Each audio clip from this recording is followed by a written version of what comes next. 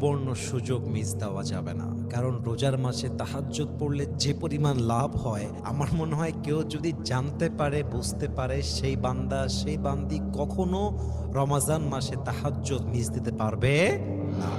Number 1, হাদিসে আসছে যেই বান্দা রমাজান মাসে রাত জেগে কিয়ামুল লাইল করবে তথা নামাজ পড়বে, আল্লাহ রাব্বুল ইজ্জাত ওয়াল জালাল তার পেছনের সমস্ত গুনাহ খাতা মাফ করে দেবে। সুবহানাল্লাহ পড়েন সবাই আপনারা। তাহলে প্রথম লাভ কি? আপনার পেছনের গুনাহ মাফ হয়ে যাবে।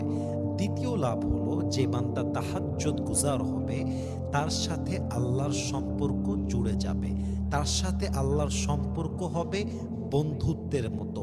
একদম সবচেয়ে কাছের বান্দা হবে সেই বান্দা যে তাহাজ্জুদের সময় উঠে তার রবকে ডাকবে। 3 নাম্বার লাভ হলো আপনি যখন তাহাজ্জুদ গুজার হবেন আপনি হয়ে যাবেন মুস্তাজাবুদ দাওয়া। আপনি যখনই কোনো দোয়া করবেন আপনার কোনো দোয়া আল্লাহ তাআলা খালি হাতে ফিরায় দিবেন না। বলেন সবাই সুবহানাল্লাহ। এই জন্য যদি আপনি চান আপনার দোয়া কবুল হোক, আপনি যদি চান আপনি আল্লাহর প্রিয় বান্দা হবেন, আপনি যদি চান আল্লাহর কাছে আপনার গ্রহণযোগ্যতা বাড়বে, আপনি যদি চান আল্লাহর খালেস বান্দা হবেন, তাহাজ্জুদ মিস দেওয়া যাবে না। তাহাজ্জুদের মাধ্যমেই একজন বান্দা আল্লাহর সবচেয়ে নিকটবর্তী হয়।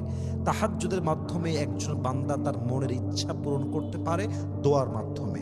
এবং তাহাজ্জুদের সবচেয়ে বড় একটা লাভ হচ্ছে আল্লাহ আপনাকে দোজখ থেকে মুক্তি দান করে, আল্লাহ আপনাকে জাহান্নাম থেকে মুক্তি দান করে।